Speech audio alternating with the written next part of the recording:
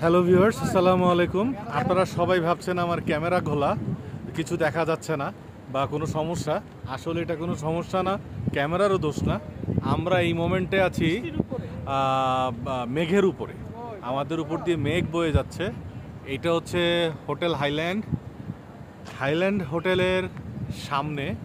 তো জায়গাটা কোথায় সেটা বলিনি। Genting highland. গেন্টিং হাইল্যান্ডের একদম চূড়ায়, যার উপরে আর কোনো হোটেল নেই, আমরা সেখানে এসেছি। আমাদের গেন্টিং আইল্যান্ডে ফার্স্ট ওয়ার্ল্ড হোটেল এবং গ্র্যান্ড গেন্টিংয়ের নিচে আমরা আমাদের লাঞ্চটা শেষ করেছি। লাঞ্চ শেষ করার পরে এখন আমরা একটু আউটিংয়ে ছবি তুলতে চলে আসলাম। এখানে আমরা পেয়ে গেছি মেঘের দেখা। আমাদের উপর দিয়ে মেঘ বয়ে যাচ্ছে, যেভাবে আমরা বান্দরবন অন্য জায়গায় পাই। আমাদের সাথে যারা আছে রিয়েলি খুব এনজয় করছে। সবাই, সব দেশের ফরেনাররা এখানে আসছেন, এসে মেঘ দেখতে আসছেন, মেঘ ধরতে আসছেন। আমরা পুরোপুরি ফিল করছি মেঘের রাজ্যটাকে। এখানে আমরা আসলে অনেক অন্ধকারাচ্ছন্ন জায়গার মধ্যে আছি। মনে হচ্ছে যে একটু পরেই ঝড় তুফান কিছু একটা হয়ে যাবে, আসলে তা না। আপনারা দেখতে পাচ্ছেন আমাদের হোটেলটার চূড়া, হোটেলের মাথা কিন্তু দেখা যাচ্ছে না। হোটেলের মাথাটা মেঘেরও উপরে, ও আর কি ঘনত্বের কারণে কিছুই বোঝা যাচ্ছে না।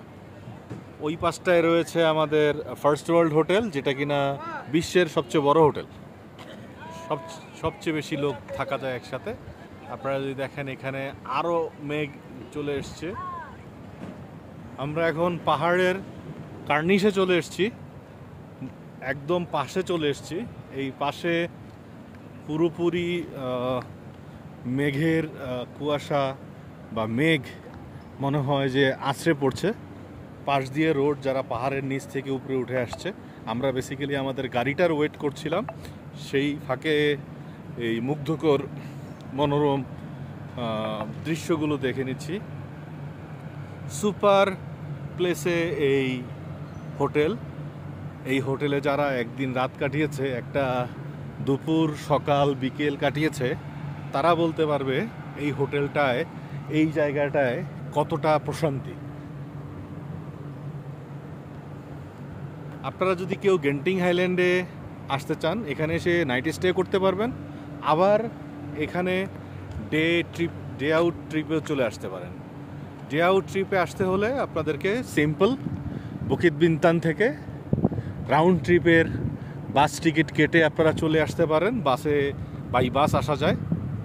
আবার আপনারা চাইলে ট্যাক্সি নিয়ে, গ্র্যাব নিয়েও চলে আসতে পারেন। এখানে গ্রাউন্ডে ক্যাবেল কারের প্লেস আছে, ওখানে গাড়ি রেখে ক্যাবেল কারের আপনারা একদম গেন্টিং হাইল্যান্ডের উপরে চলে আসবেন। ঘোরাঘুরি শেষ করে আবার খাওয়া দাওয়া শেষ করে আপনারা গাড়িতে করে চলে যাবেন। এটা বেসিক্যালি কোনো শীতের সিজন না, এইটা কোনো বৃষ্টির সিজন না, এইটা এখানে কোনো ঝড় বাতাস বা তুফান কিছু হচ্ছে না। এইটা সবসময় এখানে এই ওয়েদার, এই এনভায়রনমেন্টটা পাওয়া যায়। সত্যি অসাম একটা এনভায়রনমেন্ট। এখানে এক হাত দূরত্বে এখন কিছু দেখা যাচ্ছে না। Driving is so scary here. এখানে যদি আপনি ড্রাইভ করতে চান, অবশ্যই খুবই সচেতন হতে হবে। আমাদের 10 ফিট দূরে কিছু দেখতে পাচ্ছি না।